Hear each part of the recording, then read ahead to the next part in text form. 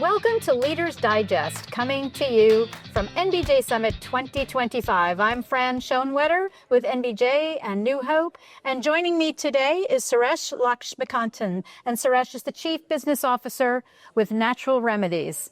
Welcome, Suresh. Thank you, Fran. Pleasure being here.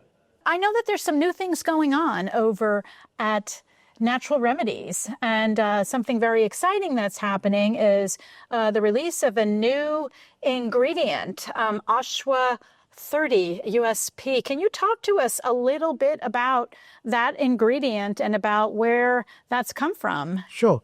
Thank you for asking that, Fran. So Ashwa 30 is the brand new ingredient we launched recently in Vita Foods Europe.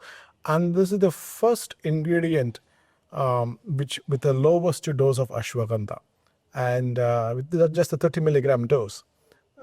And it is standardized to contain 30% of total phytocompounds, which includes 15% of vithinolides and 15% of the ATP active fractions. So this product contains two different standardizations, but put together it's a 30% standardization. Yeah. Well, I know we're not here to talk too much technically, but what about those other active compounds? What else can you tell us about that? People do know about withanolides, but maybe not other compounds. So in our in silico model, what we found is that the vithinolides is very good for stress, which is what we're attributing it to vithinolides. And for the energy and endurance, its ATP active compound is very important. What the ATP active compound contains ferrolates, polyphenols, saponins, and arabinogalactones. All this put together, we termed it as a ATP active fractions. So I'm pretty impressed and amazed at the 30 milligram active dosage. So that's supported, I would imagine, with clinical information. True. Yes. True. So we have done 3 clinical trials, 2 completed. The third one is in the process. We are hoping to complete it by Supply Side West 2025. So all the 3 trials are focused on stress, energy, endurance, and the third one is again on the stress. Okay. Well, one of the things that you told me about just a little bit in advance of this conversation was BOT. Can you talk to us about what that is and how that plays into effectiveness? Sure. So the Ashwa 30 product, as we see here, has been extracted using their proprietary technology called the bioactive optimization technology. In short, it's called BOT technology. So what it means is the whole platform has the 2 different phases. One is the discovery phase, other one is the optimization phase. In the discovery phase of the research, we look at the herb, in this case, ashwagandha root, and we looked at what all the different fractions of ashwagandha, which all the methods we can extract ashwagandha using water, solvent, or a CO2, or different types of extractions, and isolate multiple compounds. And then we test those compounds for bioactivity. We test it using a mathematical model, biological model, and a chemical model, which is phytochemistry. And we then starting to narrow down to the active compounds. And finally, we do the preclinical studies to understand how those shortlisted compounds gives bioactivity. After successful completion of preclinicals, then we take it to optimization phase where we optimize the dose. Or what dose, it's a 50 milligram, 100 milligram, 200 milligram, or a 30 milligram. So multiple doses are tested and through a clinical trial phase. And then we found the 30 milligram dose has an optimal effective efficacy. And then we narrow down to 30 milligram dose. And we also, in the clinical trial, we also found not only the optimal dose, we also discovered at what dose the product stops working, which is very, very important because it's not just adding more and more dose, but it's also important when to stop it. So that's the entire process. We call it as a bioactive optimization technology. In the short, it's BOT technology. So when you're using this technology, are you using different solvents or different concentrations to get to the right constituents at the right concentration? That's correct, Frank. So what we do is the process of bot technology, we test the product or we extract using multiple different solvents, water, ethanol, methanol, seawater extraction. So multiple versions of solvents we use it. And among all the versions, which could be 50 plus different versions, and then we test each versions for ideal phytocompound and ideal bioefficacy. And we choose, in the end, we choose only one particular compound or the fraction that yields optimal result. That's what we attribute the intelligent combination of fractions to the process called bioactive optimization technology process. I mean, ashwagandha has been used for thousands of years for health. I mean, what was the curiosity mindset that natural remedies, that spurred natural remedies to go down this path? It's really quite different. True. Yes. Thank you for asking that interesting questions. So what we did is this entire research process took us 5 years. So before 5 years, when we spoke to a lot of customers who are friendly customers, the largest companies in the world who are in the dietary supplement space, at that time there were a lot of them spoke to us and said, hey, there's a lot of confusion in the ashwagandha market. There is multiple different doses ranging from 200, 300, 500, 600 milligram dose. Number one confusion. Number two confusion, how to test all these different versions of ashwagandha. Some claim to have a proprietary method, some claim to have a USP method. There's a lot of confusion in it. The third concern they had is its root is good, or aerial parts is good, or a combination of these two are good. Can you help us come to a right ashwagandha extracts in the market? And with a sharp efficacy, sharp label claim, not that one ashwagandha can treat everything or can work on all the indications in the world.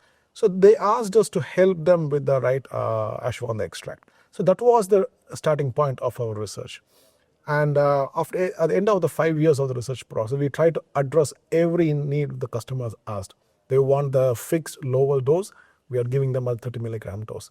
They wanted a clarity on a root or a aerial part or a combination is better. We are giving them 100% root. They had a concern on the testing method, and we are solving that concern with the USP, modified USP testing method, which they can test in any third-party lab in the world.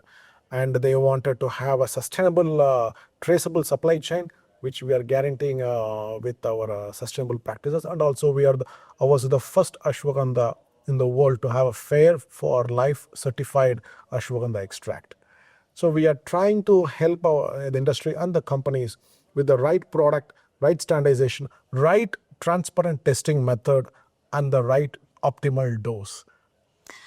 Well, ashwagandha, it's an adaptogen, so it's been used for many different purposes for health, and it sounds like you've taken kind of an adaptive approach. Indeed. Yes. So are there any other ingredients in the works that you're taking this biooptimization technological approach, this research approach to that maybe we might be thinking about in the future?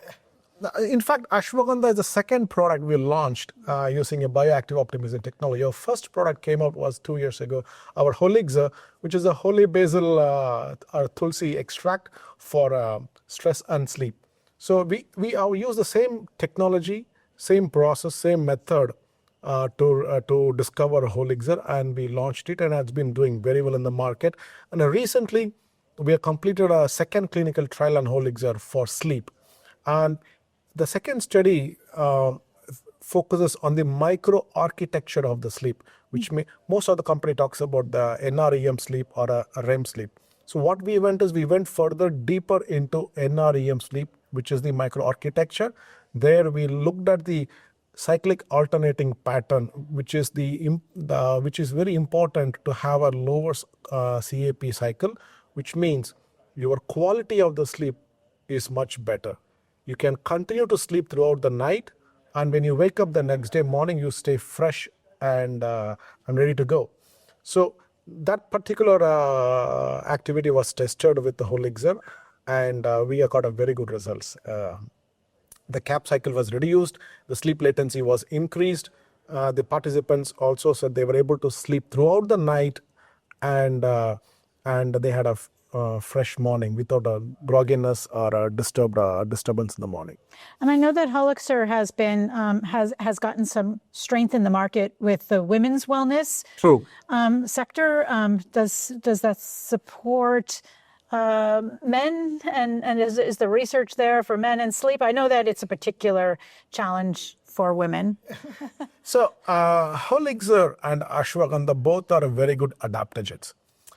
So how do we differentiate between these two products is that Holixer, when you are stressed, Holixer calms you down. It adapts your body and mind to calm you so that you feel naturally relaxed. Ashwa 30, on the other hand, when you're stressed, it prepares your body to fight. Your energy and endurance and the strength overpowers the stress. So you feel you can overcome the stress. So the two adaptogens works in a two different mechanism of actions, but gives the same results. Since Holixer calms you down, so mostly women folks, they like, hey, it gives me a zen feeling, it calms me, it's very nice. But both products are very good for both the anyone who wants to take, yeah. I do love my Tulsi tea, and I think I'll seek a cup of that this afternoon. Please come by. We'll give you some good samples. Yeah. That sounds fantastic. So, just to bring us to a wrap, is there anything else in the future that we should be aware of? Indeed, there's always a lot of things cooking in our R&D. So we have another interesting brand called Bacomine. So we are starting a new clinical trial on Bacomine focused on e-gamers, focused attention, the young population we are targeting, and not only young population but also the working adults like us who wants to stay focused throughout the day. So we are testing on that, and we are conducting a new clinical trial for gut guard to see how gut guard can support the GLP-1, and the preclinical data looks very, very interesting. So we are rolling out our new clinical trial on the gut guard. In addition to the existing brands, we are also working on a completely brand new ingredient for women's health, focused on pre, and post-menopause women. And as we speak, the clinicals are ongoing. We are targeting to launch it in Vita Foods Europe next year. Well, this is wonderful. It's fantastic to see the Ayurvedic tradition flourishing and coming to life in the Western market and finding the applications. Indeed, we see that a lot of Western population are very, very interested in the science-based, evidence-based, at the same time rooted on the traditional wisdom of Ayurveda. So it's a science-based ingredient with the Ayurvedic herb. It's a very good combination to take it to the Americans and the Western audience. Thank you so much, Suresh, for joining us today. This has really been an education.